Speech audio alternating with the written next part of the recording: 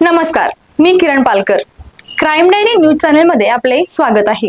पाहूयात आजच्या ताज्या बातम्या. इचलकरंजीतील एअरगन मधून छराद झाल्याची धक्कादायक घटना समोर आली आहे.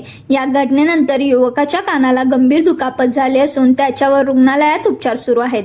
7 ऑगस्ट रोजी दुपारी 2:30च्या सुमारास कोल्हापूर रोड साईनगर कबनूर परिसरात ही घटना घडली.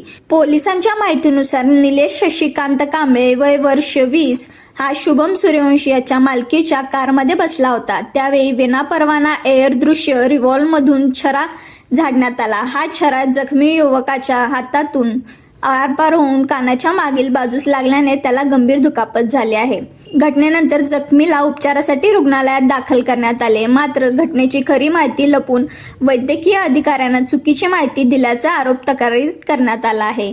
या प्रकरणी शिवाजीनगर पोलीस ठाण्यात भारतीय न्याय संहितेच्या विविध कलमान्वये गुन्हा दाखल करण्यात आला आहे. या घटनेचे नेमके कारण काय, एअरगनचा वापर का करण्यात आला याचा तपास शिवाजीनगर पोलिसांकडून सुरू आहे.